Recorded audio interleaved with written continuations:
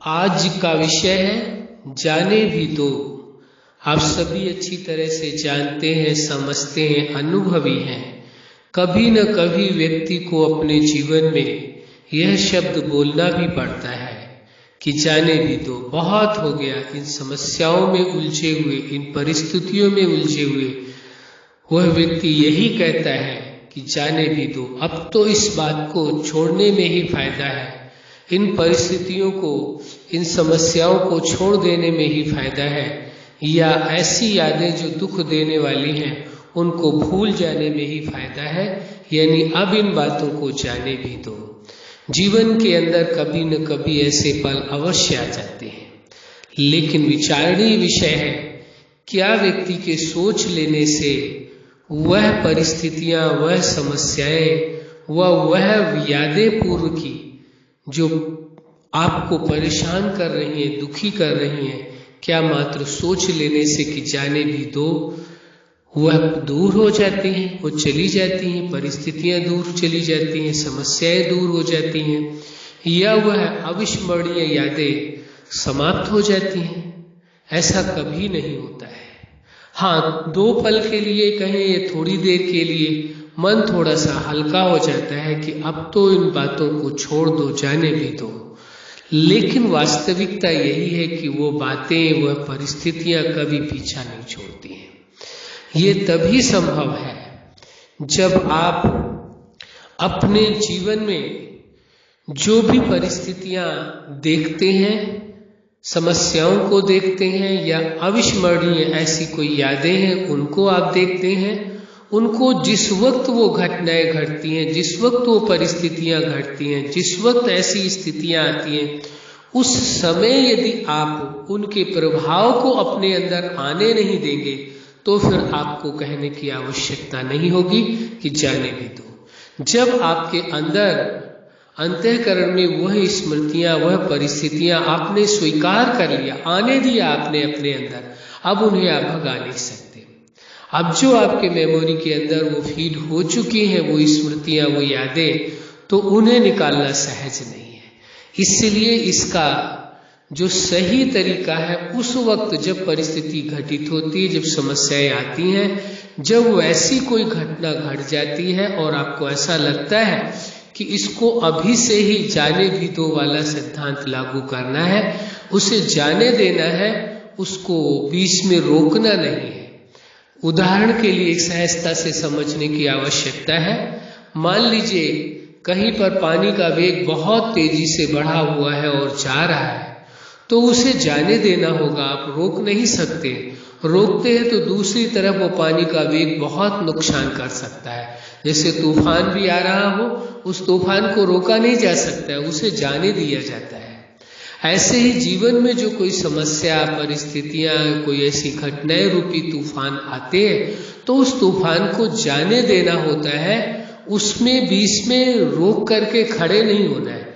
उस तूफान को निकल जाने दें, तो उस वक्त यदि आप इस सिद्धांत को लागू करते हैं कि जाने भी दो इसको, तो वह आप में प्रभाव नहीं डालता है।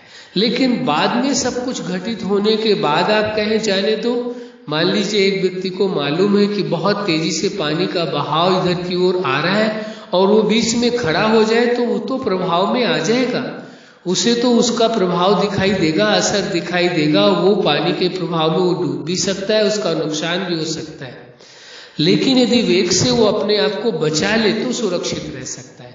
इसी प्रकार परिस्थितियां, घटनाएं जो भी जीवन में घटती हैं, उनके जो वेग है, जो गति है, वो आ रही है, उसे निकल जाने दे, उसे रोके नहीं, उसका सामना नहीं करे, उसे निकल जाने दे।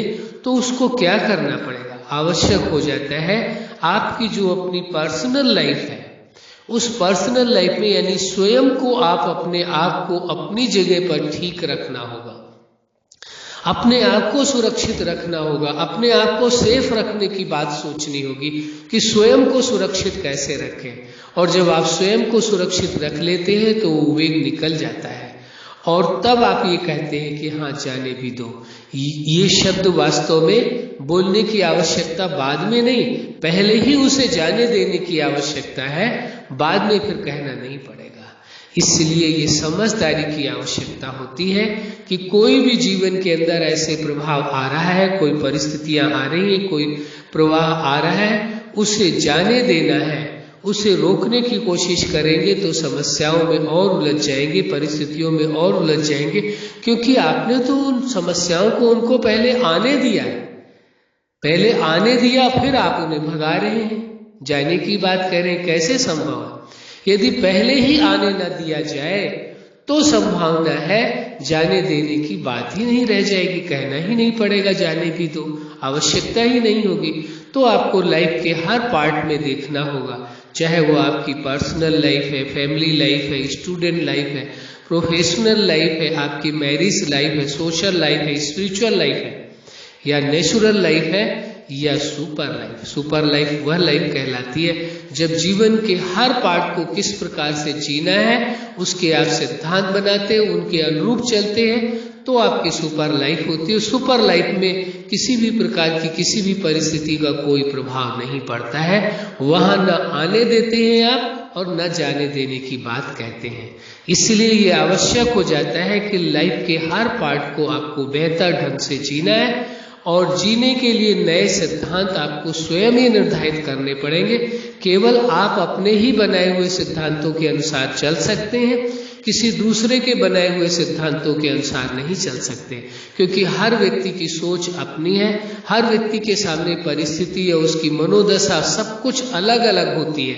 परिस्थितियां भी अलग तरह की आती हैं, हर व्यक्ति की अपनी मनोदशा, मानसिक दशा, मानसिक अवस्था भी अलग अलग होती है, अपनी सोच भी अलग होती है। इसलिए अपनी सोच के अनुसार, अपनी परिस्थितियों के अनुसार आपको जीवन के हर पार्ट के लिए अपने नए सिद्धांत बनाने होंगे और उन सिद्धांतों पर चल करके अपने जीवन को सुख में जीना होगा। इसलिए यह आवश्यक हो जाता है कि आप अपने अंदर उन परिस्थितियों का प्रभाव आने ही न दें, जिसकी वजह से कि जब आने देंगे तभी आपको कहना पड़ेगा कि जाने भी दो, और यदि आप आने ही नहीं देंगे परिस्थितियों, समस्याओं को, तो जाने का कहने का प्रश्न ही नहीं उठता है। अच्छा, आप अपने जीवन के हर पार्ट में सफल रहे। आज का विषय ही था जाने भी दो। आप अपने जीवन के हर पार्ट में सदा सफल रहें और जीवन के हर पार्ट को बेहतर ढंग से जी सके और सदा खुश रहें, मुस्कुराते रहें। धन्यवाद।